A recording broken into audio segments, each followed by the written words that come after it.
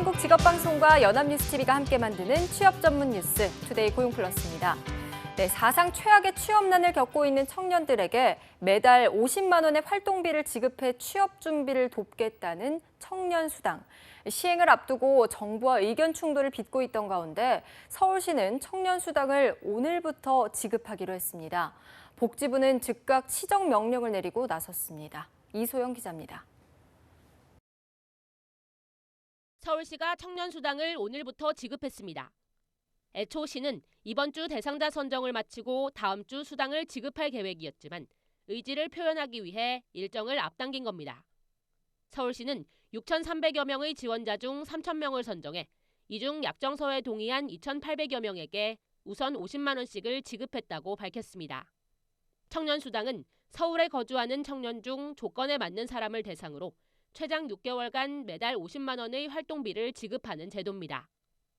빈곤의 악순환에 빠진 청년들에게 현금을 지급해 꿈에 투자할 시간을 주겠다는 취지인데 중앙정부는 선심성 현금 지급이 될 수 있다며 반대 의사를 밝혀 갈등을 겪어왔습니다. 박원순 시장은 국무회의에까지 참석해 정부 협조를 요청했으나 끝내 의견차를 좁히지 못했습니다. 시는 정부가 사업 진행에 대한 불안감을 확산시키고 있다며 납득할 수 없는 사유와 부당한 외부 개입으로 사업을 거부한다면 강력히 대응하겠다고 밝혔습니다. 그러나 복지부는 서울시에 시정명령을 내린 상황입니다. 사업을 직권 취소할 경우 지급된 수당에 대한 반환 청구가 원칙적으로 가능하지만 이 부분이 실제로 적용될지는 추후 검토가 필요하다는 입장입니다. 직권 취소가 이루어질 경우 서울시는 사업을 일단 중단해야 하지만 이 경우 서울시는 가처분 신청과 소송을 제기할 계획이어서 법적 분쟁으로 비화할 것으로 보입니다. 연합뉴스TV 이소영입니다. 1분기 경제협력개발기구 OECD 주요 회원국의 일자리 사정이 개선됐지만 우리나라만 제자리 걸음을 한 것으로 나타났습니다. 조세재정연구원이 인용한 OECD 분기별 고용자료에 따르면 1분기 OECD 전체 고용률 평균은 66.8%로 전분기 대비 0.3%포인트 상승했습니다. 독일과 일본, 영국, 캐나다, 미국 등 주요국들의 고용률이 모두 상승했지만 한국은 65.9%로 전분기와 변동이 없었습니다. 특히 우리나라 고용률은 조선업 등의 구조조정 여파가 제대로 반영되지 않은 만큼 하반기에 고용률이 더 악화할 수 있다는 우려가 나오고 있습니다. 직업의 품격이란 말 들어보셨나요? 나향욱 전 정책기획관의 막말 파문으로 곤욕을 치른 교육부가 공직기강 확립 방안을 내놨습니다. 품위 유지 의무 위반 시 최고 수준의 징계를 요구한다는 방침이 담겼습니다. 이소영 기자입니다. 그 말은 제 본심이 아닌 말이었습니다. 영화에 나오는 정말 제가 잘못했구나. 정말 죽을 죄를 지었구나라고 생각했습니다. 고위 간부의 막말 파문으로 교육부는 한바탕 곤욕을 치렀습니다. 결국 발언이 알려진 지 10일여 만에 최고 수준의 징계인 파면을 결정했으나 성난 민심은 한동안 가라앉지 않았습니다. 이에 더해 교육부가 부하 여직원을 여러 차례에 걸쳐 성희롱한 과장급 간부를 경징계한 사실이 알려지며 교육부총리 책임론까지 제기되기도 했습니다. 잇따라 불거진 간부의 비위 행위에 교육부는 공직기강 확립활동 강화 추진 계획을 마련하기로 했습니다. 품위 유지 의무 등 공무원법상 의무를 위반할 경우 무관용 원칙을 적용해 최고 파면의 중징계 의결을 요구하고 성희롱에 대해서도 처리 기준상 최고 수준의 제재를 요구하며 승진 시 이를 반영할 방침입니다. 또 산하기관에 경조사를 알리거나 식사 대접, 선물 등을 요구하는 등의 갑질에 대해서도 정보 수집을 강화하고 엄격히 대응할 방침입니다. 연합뉴스TV 이소영입니다. 불황에 살림이 팍팍해지다 보니 가입해둔 보험을 담보로 받는 대출, 즉 약관 대출을 받는 사람들이 늘고 있습니다. 그런데 안 그래도 이 약관 대출 금리가 비싸다는 지적이 많은데 6월 기준금리 인하 뒤 보험사들이 무더기로 금리를 더 올려서 비판의 표적이 되고 있습니다. 김동욱 기자입니다. 가입 보험을 담보로 돈을 빌리는 약관 대출은 급전이 필요한데 보험 해지가 어려울 때 마지못해 찾는 경우가 많아 생계형 대출로 불립니다. 길어지는 불황에 은행 대출도 어려워지자 보험사로 대출 수요가 몰리면서 3월 말 기준 약관 대출 잔액은 1년 전보다 1조 8천억 원 넘게 늘었습니다. 문제는 담보가 있어 부실 위험도 낮은 이 약관 대출의 금리가 은행 예적금 담보대출의 최고 3배에 달한다는 점입니다. 그것도 부족해 무려 15곳의 보험사들은 지난 6월 한국은행의 기준금리 인하로 시장금리가 떨어지는데도 약관대출 금리를 되려 올리기까지 했습니다.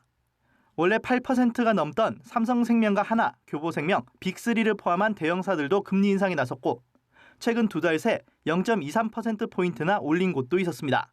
기준금리가 내려가면은 약관대출 이율도 내려가야 마땅함에도 불구하고 금리를 올려가지고 2차 마진을 더 챙기겠다는 것은 딴 데 갈 수 없는 소비자들에 대해서 덤터기 씌우는 것이라고 생각됩니다.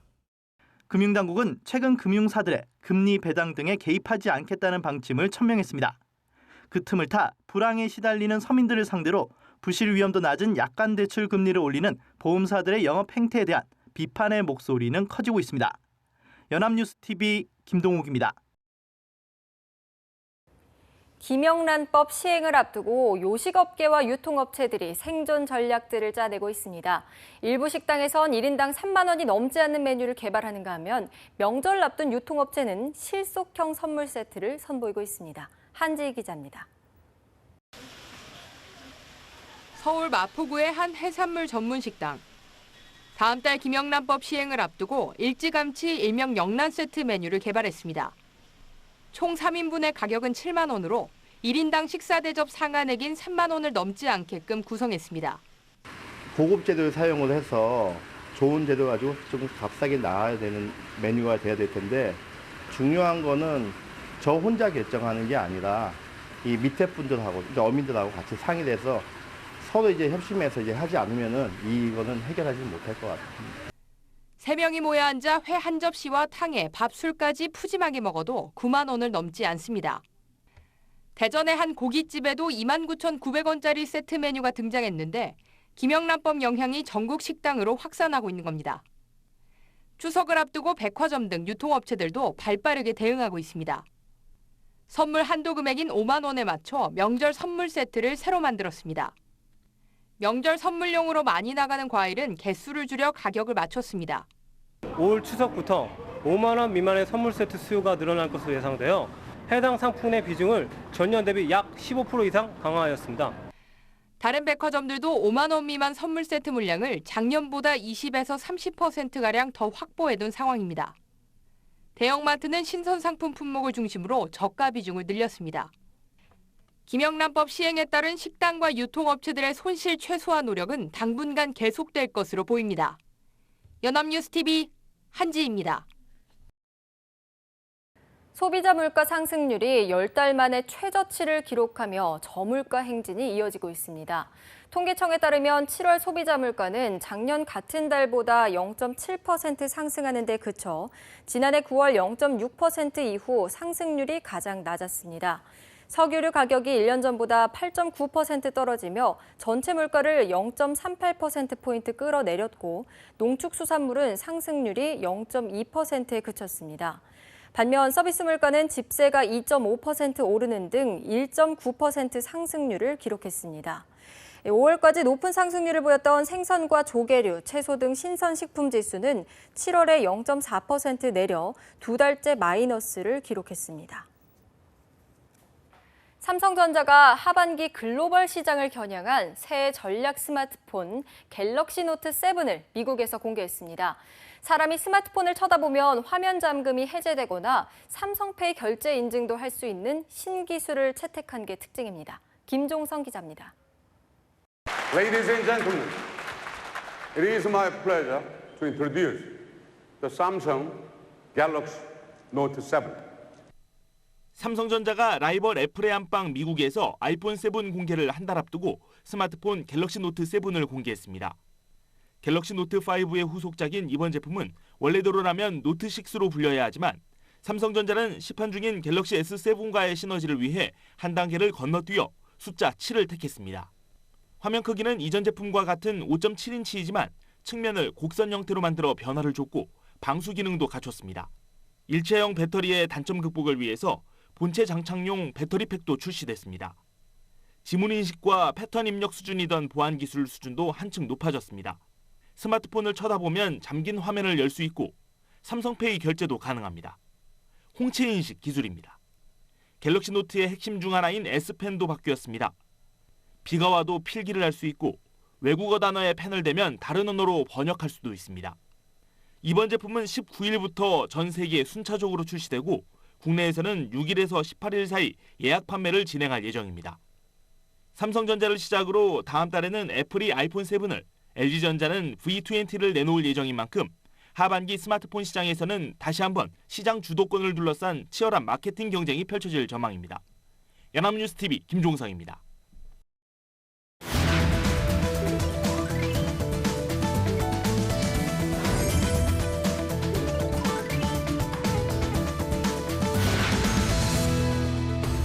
대한민국의 가장 뜨거운 핫 이슈를 통해 우리 사회를 돌아보는 핫 키워드 시간입니다. 오늘도 강설희 아나운서와 함께합니다. 안녕하세요. 네, 안녕하세요. 핫 키워드 시간입니다. 세계의 경제를 분석할 때 자주 등장하는 로고죠. 빅맥 한 개를 구입하기 위해 몇 시간을 일해야 하나. 나라별 최저임금의 바로미터가 되는 빅맥 지수 한 번쯤은 들어보셨을 겁니다.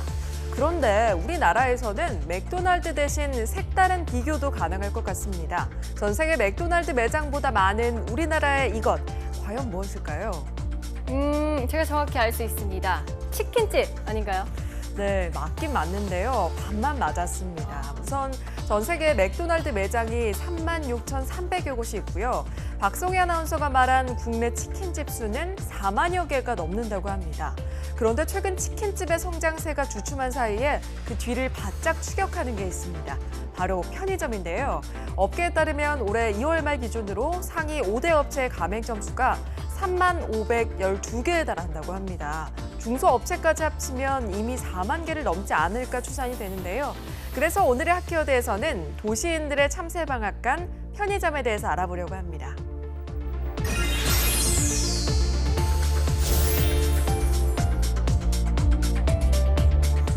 네, 이제 치킨의 시대는 가고 편의점의 시대가 열리는 건가요? 자, 치킨집으로 천하 통일됐던 소자본 창업시장의 판도가 아무래도 크게 바뀌고 있는 것 같은데요. 그렇습니다. 정말 자고 일어나면 생긴다는 말이 딱 맞게 됐는데요. 올 들어 편의점이 하루에 10개씩 매달 약 300개가 늘어났다고 합니다. 이 기세를 몰아서 업계 1, 2위 기업인 CU와 GS25는 나란히 1만 점포 시대를 열었다고 합니다. 이처럼 편의점 창업이 대세가 된 이유는 별다른 사업 노하우가 없어도 도전할 수 있고 1억 미만의 소자본으로도 창업을 할 수 있다는 장점 때문인데요. 특히 최근에는 주부와 2030 청년 가맹점주의 증가가 눈에 띈다고 합니다. 네, 사실 장기화되는 불황으로 유통업계가 상당히 침체된 상황이고요. 또 많은 자영업자들도 힘든 시간을 보내고 있잖아요. 운영하던 가게도 문을 닫는 마당에 새로 문을 여는 편의점이 많다는 게 언뜻 이해가 잘 안 되기도 하는데요. 네, 그렇죠. 그 이유는 바로 불황 속에서 편의점만 눈에 띄는 호황을 누리고 있기 때문입니다. 편의점 업계의 전체 매출은 2012년 10조 9천억 원에서 점점 늘어나서요. 지난해에는 16조 5천억 원을 돌파했습니다. 3년 사이 약 55%가 성장한 수치인데요. 산업통상자원부가 최근 발표한 4월 주요 유통업체 매출 동향을 봐도 작년 동기 대비 백화점은 4.3%, 대형마트는 1.7%밖에 매출이 증가하지 못했지만 편의점만이 18.1%라는 두 자릿수의 증가폭을 보였습니다. 이 때문이겠죠. 편의점의 3년 생존율은 타 업종에 비해서 월등하게 높은 85%라고 합니다. 네, 85%. 자, 서울의 가게 10곳 중 6곳이 3년 안에 문을 닫는다고 하는데요. 85%의 생존율이면 정말 높은 것 같습니다. 그야말로 편의점의 인기가 고공행진 중인데요. 이 인기의 견인차 역할을 한 또 1등 공신이 있다고요. 네, 바로 도시락입니다. 편의점 간의 1차 대전이라고 할 수 있는 도시락 전쟁을 통해서 성장을 했다. 이렇게 말해도 과언이 아닌데요. 편의점 3사의 도시락을 대표하는 얼굴들 익숙하시죠? 도시락 전쟁의 서막을 울린 건 2010년 GS25에서 출시한 해자 도시락이었습니다. 편의점 도시락은 실패할 것이란 편견을 깨고 1년 만에 220만 개 판매량을 기록했는데요. 양이 많고 구성이 좋다는 뜻의 해자하다, 해자스럽다는 신조어가 만들어지기까지도 했습니다. 그리고 지난해 3월 세븐일레븐의 해리 도시락, 12월 CU의 백종원 도시락이 출시되면서 지금은 3파전이 벌어지고 있습니다. 이들 도시락은 각 업체별로 전체 상품군 가운데 매출액 1위를 차지하고 있는데요. 소주나 바나나 우유 같은 전통적인 인기 상품을 제치고 도시락이 매출 선두에 오른 건 국내 편의점이 생긴 이래 처음 있는 일이라고 합니다. 네, 예전에는 왜 삼각김밥이 인기를 많이 끌었잖아요. 솔직히 식사 대용으로는 약간 부족한 느낌도 있었는데요. 이 편의점 도시락은 점심 또 저녁 한 끼 식사로도 충분한 것 같더라고요. 바쁜 직장인이나 또 대학생들한테도 인기 많을 것 같은데요. 그렇습니다. 편도족이라고 해서 편의점 도시락으로 식사를 해결하는 새로운 소비층이 늘고 있는데요. 무엇보다 혼밥족, 1인 가구 사이에서 그 인기가 뜨겁다고 합니다. 통계청에 따르면 지난 2000년 224만 명으로 전체 가구의 15.6%에 불과했던 1인 가구가 지난해 10월 기준 511만 명에 달하는 것으로 집계되고 있습니다. 4가구 중 한 가구가 1인 가구라는 말인데요. 이들 1인 가구의 주요 소비처로 편의점이 떠오르고 있는 겁니다. 한 조사에서는 25세에서 35세 1인 가구의 편의점 방문 빈도가 주 평균 4.5회나 된다고 합니다. 때문에 편의점 업체들에서는 기존의 500ml와 2리터 생수 사이에 1리터 생수 제품을 신설하는 등 1인 가구 잡기에 나섰다고 합니다. 네, 맞습니다. 일주일에 5번이나 편의점을 들른다니까요. 정말 싱글족들의 참새 방앗간이 맞는 것 같습니다. 자, 그런데 좀 전에 도시락 전쟁이 편의점의 1차 대전이라고 설명하셨잖아요. 그러면 2차 대전도 일어나고 있단 말씀이신가요? 네, 그렇습니다. 이번에는 PB 상품 전쟁입니다. PB 상품이란 유통업체가 유통뿐만 아니라 생산까지 도맡아서 내놓는 유통사의 자체 브랜드 상품을 말하는데요. 사실 도시락도 PB 상품의 하나죠. 업체들은 따로 PB 연구소를 개설할 정도로 이 PB 경쟁이 더 치열해지고 있습니다. 프리미엄부터 숙취용까지 다양한 제품은 물론이고요. 음료, 케이크, 치킨, 장난감 블록, 면도기까지 편의점 PB의 세계는 정말 무궁무진해지고 있습니다. 네, 저도 그 인기를 실감하는 게요. SNS를 보면요. 뭐 어디 편의점 신제품 구입했다 이렇게 인증하는 분들도 정말 많더라고요.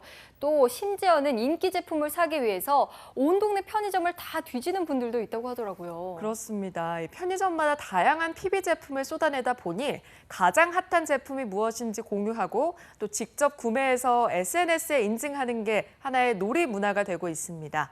편의점 음식을 먹는 유튜브 영상도 큰 인기를 끌고 있는데요. 편의점 제품을 가득 쌓아놓고 음식을 먹는 한 BJ의 편의점 먹방은 조회수 100만 건을 돌파했다고 합니다. 또 온라인에서 입소문을 타고 이 아이템에 오른 제품은 매출이 수직 상승하는 현상이 나타나곤 하는데요.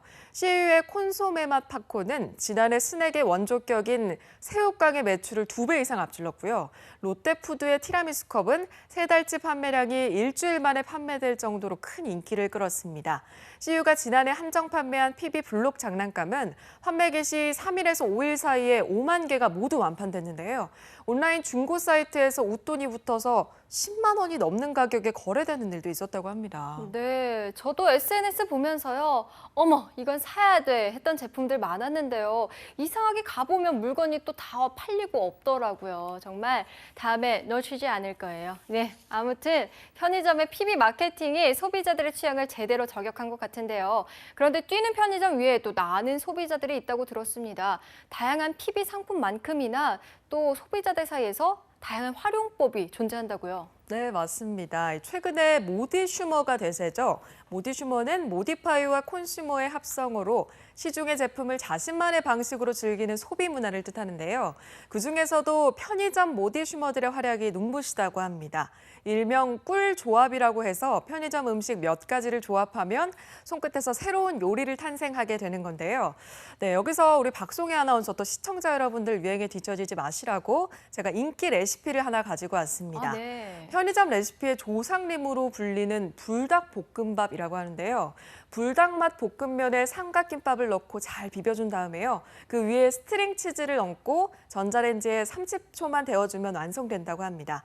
편의점 음식들로 이렇게 새로운 요리가 탄생하는 거죠. 네, 말씀하시는 거 들으니까 정말 먹고 싶습니다. 더울 때 매콤한 거 먹으면 정말 좋겠는데요. 자, 이 정도면 편의점이 단순히 물건을 사는 곳이 아니라 하나의 문화의 장이 되고 있다, 이런 생각까지 드는데요. 소비자들의 편의점 제품에 이렇게까지 열광적으로 호응하고 또 적극적으로 소비하는 이유 어떻게 보시나요? 네, 경기 침체가 장기화되면서 가격 대비 성능, 이른바 가성비를 따지는 소비자가 늘고 있는데요.